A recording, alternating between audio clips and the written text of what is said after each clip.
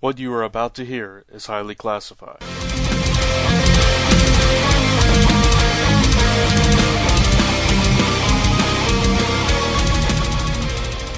And welcome back to The Zone, everybody. Brant, aka the Gonzogoose, back with you for another Marvel Now review, looking at All New X-Men number 6.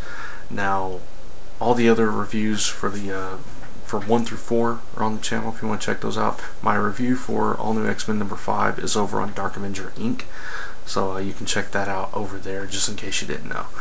So this issue, of course, written by Brian Michael Bendis, art by David Marquez, colors by Marty Gracia, and letters by VC's Corey Petit.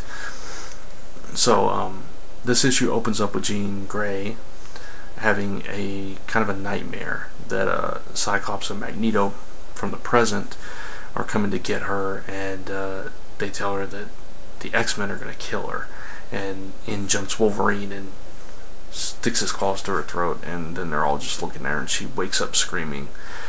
Kitty Pryde comes in to check on her, and it's this whole interaction with her apologizing and saying, I just became a telepath yesterday, and then all these thoughts explode, and she can't focus on anything, and it's her facing Kitty Pryde, and Kitty Pryde is just talking to her, helping her focus, talking about there's like these 1,000 little doors, you have to shut each and every one of them, focus on one thing.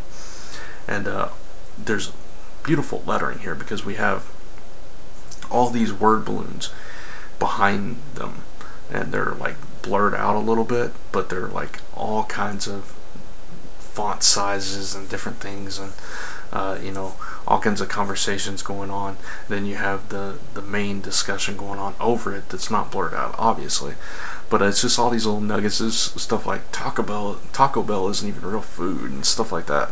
But there's this one recurring balloon throughout the 2 pages, and it just keeps saying, "Where's Angel? Does anybody know where Angel is?" And so that was like a little thread that they threw in there, which I thought was pretty cool. And there's like these fanboy arguments about the space-time continuum and all kinds of really cool Easter eggs in there if you take the time to read all of them. And most of it's just regular discussion stuff, but it's really clever stuff. And so she focuses and everything, and Kitty's like, yeah, we were friends, kind of looked up to you. And then Storm comes in, and she's like, we were really good friends. You can look in my mind once. And she's like, where's Cyclops? And interspersed in between that, before I get to that, Cyclops, young Cyclops, had walked into the cafeteria, and everybody just gave him a dead stare. And he makes a comment. He says, yesterday I was the leader of the X-Men. Yesterday, if you'll excuse me. And he walks out. And in a twist from the movie, if you remember in the X-Men movies where, in the first X-Men movie where Wolverine steals Cyclops' motorcycle, they do that in reverse here. Cyclops, or young Scott Summers, he sees Wolverine's motorcycle and jacket, and he tosses the jacket on, takes off on the motorcycle. Wolverine hears him, and he takes off after him in a Jeep or an SUV. And so Cyclops is back to the Jean Grey thing. Storm tells Jean Grey and Kitty Pryde that Cyclops took off on Wolverine's motorcycle, and Wolverine's after him, and Kitty Pryde goes, well, expletive. So, because she knows what that's like. So Cyclops goes to a gas station. He's looking for a map of the world, of the United States or something. And they're trying to explain to him that, don't you have one on your phone? And he's like, why is the water in bottles and all this stuff? And then they're like, you look like that guy. And he pulls out this wad of cash, and he's like, why has he got a wad of cash in his coat? And Wolverine shows up, and he's like, get on my bike, take it back to the school. And they have this little exchange, and he's like grabbing Scott by the ear or whatever, by the coat, and he's like, don't touch me. And he tries to shove him off, and he's like, ow. And Wolverine goes, yeah, unbreakable bones. And Cyclops, they have this thing, and Wolverine calms down. He's like, you just need to calm down. I know you're going through a lot, blah, blah, blah. So Scott's like, yeah, maybe. And then he's like, unbreakable bones, huh? And he's like, yep. And then he blasts him. And then he takes off on the motorcycle again. So that was really cool. And then as the hints in those balloons happen, we see an interaction. We see where Angel was, and there's this interaction with past Angel and future Angel. I don't want to give the whole issue away, but you know, just some fantastic character building in this particular issue. And then at the very end, we see somebody informing somebody else what's going on, and how this was young Scott and not the present Cyclops. And this person, of course, you know, everybody knows who she is. I'll give it away. It's a female, and she's very interested about this news, and she's gonna find out. She wants to see this for herself. So very interesting element that they introduced there. You know, like I said, there was no real scenes with Magneto and Cyclops and Emma Frost and that whole faction. It was just mainly a bunch of character building of you know, of the young X-Men in the present time, and everybody's thoughts as to why they're there, and you know, what this means, and all this stuff. And you know, it was just a very enjoyable issue.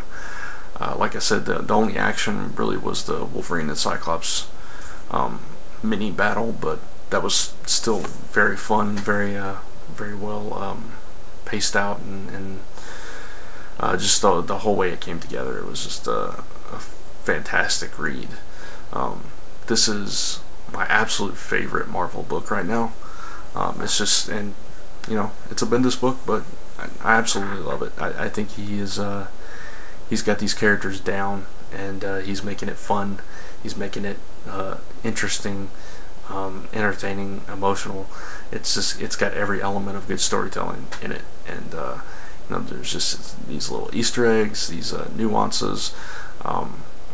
You know, the conversation with Kitty and Jean. It gave us a recap without giving us a recap, which you know, they've been doing that a lot with Marvel books lately, and I appreciate that, because it's a lot better to have it that way. I mean, of course, we get the previously page at the beginning, so we don't really need that, but we get like little things like you know, just little things about the character's past that it's like, oh, okay, that's where this comes from. And without saying, remember that time, blah blah blah. No, it's not like that. So it was a very fluid, and I appreciate that. And the art, just fantastic. The blast, oh my god, the colors and just the whole layout of it when Cyclops blasts Wolverine is just a thing of beauty. You know, visually not a lot of huge fantastic pieces like in previous issues. We did get a couple of shots of Wolverine lunging, and you know, of course, that blast that I just mentioned. But aside from that, it's just good solid art, because it was all, you know, just you know, regular talking scenes. But it wasn't your typical Bendis talking heads so much, because it wasn't just like these on and on conversations. There was reasons for all these conversations to happen, and it wasn't just this bulk of speech. It was a really good, like I said, character building, which I've said 3 times now, so I'll stop. So yeah, another 5 out of 5 for me. Love this book, and if you're not reading it, you know, read it. You know, that's 6 issues out now, so the trade's going to be out soon if you want to wait for that. But definitely read this book, because it is that good. So 5 out of 5 for All New X-Men number 6. Check out all the other reviews here on the Zone 4 podcast channel. Check out my other reviews on Dark Avenger Inc. and everybody else's over there. And the Dark Avenger Inc. sister channel, Dark Avenger Inc. Plus. Like us on Facebook, both Zone 4 and Dark Avenger Inc. and Comic Related. ComicRelated.com for all your daily news, reviews, columns, podcasts, all kinds of good stuff over there. And as always, thanks for watching.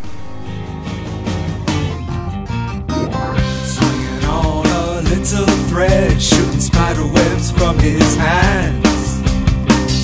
On the streets of New York City, he steps out to make a stand. He's Spider-Man. This has been a Gonzogoose production.